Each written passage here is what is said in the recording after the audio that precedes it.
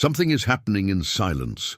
Almost no one notices, but if you're hearing these words, maybe you've also felt the call. Spiritually awakened people, those who have begun to see beyond the veil, are disappearing. Not with noise or rebellion, but with an almost sacred serenity. They are withdrawing from crowds, from empty conversations, from parties that no longer make sense. They're leaving the stage of the world and returning to the cave of the spirit, where silence is not absence, but presence. Alan Watts once said, "When the game is seen as a game, the only sensible thing to do is laugh and walk away." And that's exactly what many are doing, walking away. Not out of disdain, but out of clarity. Because there comes a moment when the soul simply can't bear the falseness disguised as normality anymore. If you too feel tired of the repetitions, the opinions, the masks everyone wears just to survive, you might be going through the same process. There's nothing wrong with you. It's not isolation or escape, it's purification. It's the soul trying to reunite with the silence it came from. In this video, we'll dive into this invisible phenomenon, why the awakened are silently disappearing from society. And perhaps, by understanding this, you'll realize that your withdrawal isn't a mistake. It's the beginning of a new kind of life, a return to the essential, a reunion with what is real. Chapter 1. The Invisible Call of Awakening. Awakening doesn't begin with spiritual fireworks. It begins with exhaustion, a kind of fatigue that no night's sleep can cure. You start to feel that something is profoundly wrong, not just with the world, but with the way everyone lives in it. Conversations feel empty, routines lose their flavor, and even the victories that once brought joy now sound like noise. It's at this point that the call begins to whisper. It's not an external voice, but a quiet vibration in your chest. It's as if something within you says, "Stop playing." Alan Watts called this seeing through the game of life. The moment the player wakes up and realizes that what he called reality was merely a collective theater, a dance of masks where everyone pretends to be something they're not. But when you begin to see the game, there's a problem. You can no longer play. You try to go back, to talk about the same things, to care about the same distractions, but something inside you simply refuses to cooperate. Once seen, the truth can never be unseen. And here begins the first great rupture. You no longer belong to the old world, yet you haven't discovered the new. You feel the urge to withdraw, not out of arrogance, but because your frequency has changed. What once seemed alive now feels artificial. It's the spirit calling for space, for silence, for truth. Many resist this call. They try to distract themselves, to fit in again, to force smiles. But awakening is relentless. Once it begins, it doesn't go back. It demands authenticity. And authenticity has a price.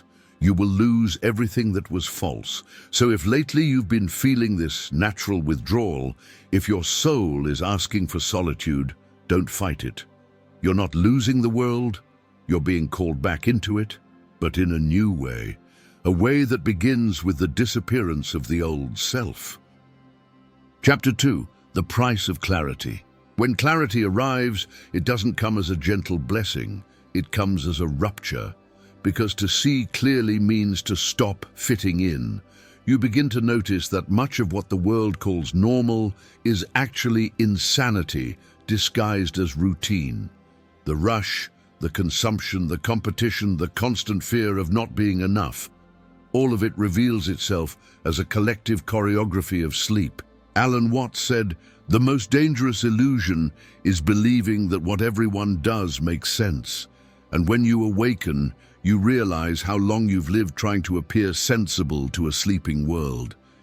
Suddenly, trivial conversations sound like echoes of an old dream. People argue over ideas that aren't their own, defend causes they never understood, and repeat opinions absorbed like smoke. And you, now awake, feel a kind of vertigo, like someone stepping out of a dark cinema and facing daylight for the first time. You try to go back, to sit again in the seat, but it's no longer possible. The screen no longer convinces you.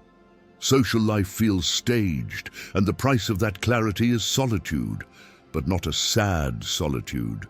It's lucid solitude, the beginning of disappearance. You start to distance yourself from groups, from conversations, from places where everything revolves around appearances. There's no more energy for empty rituals. Your presence, once so adaptable, now becomes an uncomfortable reminder to those still asleep.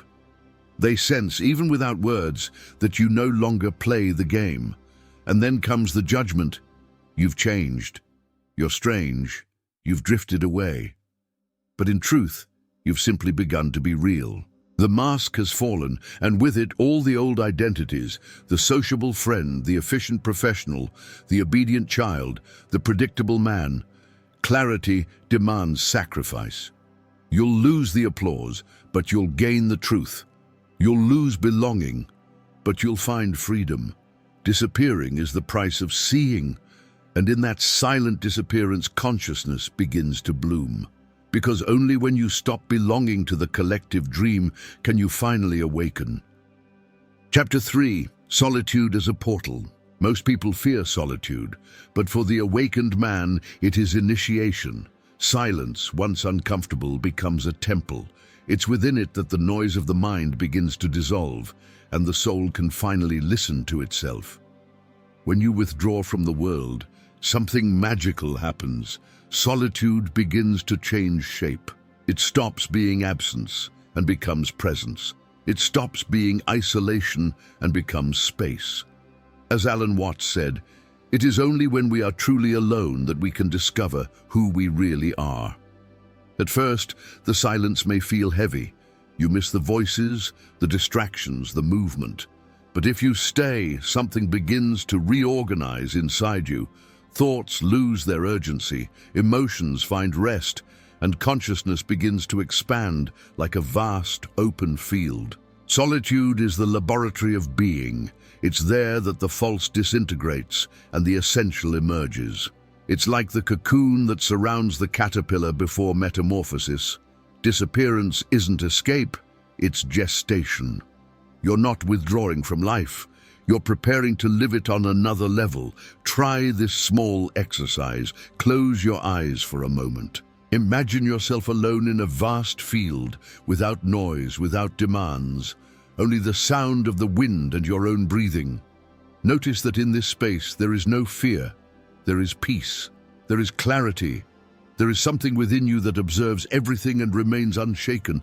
That is your true identity. The consciousness behind all stories, and this is where disappearance turns into rebirth. Silence is not the end. It's the portal that leads back to presence. It's the place where the awakened man learns to be with himself without needing an audience, where he reconnects with what is sacred, not in words, but in the space between them. So don't fear withdrawal. It's the womb where the new you is being formed. Chapter 4. The weight of unconscious environments. One of the most painful discoveries of awakening is realizing how much collective unconsciousness weighs on the body and mind. Before, you move through places and people without noticing the invisible cost. Now, every environment carries a perceptible vibration. You feel when the air is saturated with falseness, when conversations revolve around masks, when the energy is heavy, and your system simply can't handle it anymore. Alan Watts said, "The human mind is like a lens. It absorbs everything it focuses on." That's why the awakened one must carefully choose what to allow into his field. Being in unconscious environments is like trying to keep a flame lit in a storm. With every interaction, every empty gaze, there's a force pulling you back into collective sleep. You begin to notice how society is designed to keep people distracted. The screens, the debates, the constant urgency. Everything serves to block the inner silence where truth could arise. And when you try to remain awake amid all this, a deep fatigue sets in. an exhaustion that isn't physical, but vibrational. This is where the need for energetic protection emerges, not in a mystical sense, but in a psychological and spiritual one. You begin to practice discernment: who nourishes me, who drains me, which places elevate my state of presence, and which ones deplete my vitality. The awakened man learns to withdraw not out of disdain, but out of soul hygiene. He discovers that consciousness is fragile when surrounded by noise. So he retreats, not to hide, but to preserve the clarity that cost him so much to attain. If you'd like, try this small exercise. Before going to sleep, take a deep breath and imagine cleansing your inner field. Visualize yourself releasing everything that doesn't belong to you: opinions, emotions, fears, expectations. Feel the weight dissolving. This simple act is a gesture of respect for your consciousness, because awakening is this: caring for your own light in a world determined to dim the lamps. Chapter 5: The Return of the Outsider. After silence, something changes. You realize that disappearance wasn't the end, it was preparation. There comes a moment when the awakened man feels the call to return, no longer the same, but as one who carries a new way of seeing. Alan Watts said, "The true sage returns to the marketplace with empty hands," meaning that awakening doesn't turn one into a lifelong hermit, but into someone who can walk among those who sleep without falling back into the dream. The outsider's return is silent and detached. He no longer seeks approval, nor tries to convince anyone of what he has seen. His presence becomes the teaching. There's something in his way of being that communicates serenity, a kind of peace that needs no words. He returns to the world, but in a different way. He no longer identifies with roles, titles, or expectations. He performs his tasks, but doesn't confuse doing with being. He participates, but doesn't cling. He loves, but doesn't attach. He helps, but doesn't sacrifice himself. He lives at the edges between the awakened and the asleep, and there he fulfills his silent function. Sometimes through art, sometimes through care for others, sometimes simply through the authenticity of his existence. He doesn't try to awaken anyone because he understands that every soul has its own timing. Like the sun, he simply shines, and those who are ready draw near to that light. The outsider understands that returning doesn't mean going back to the old world, but inhabiting it with a new consciousness. He becomes a bridge between the visible and the invisible, a living reminder that it's possible to live without losing the soul. And in that return, solitude gives way to presence. He belongs nowhere, and precisely for that reason, he belongs everywhere. He carries silence as a mantle and lucid vision as an offering.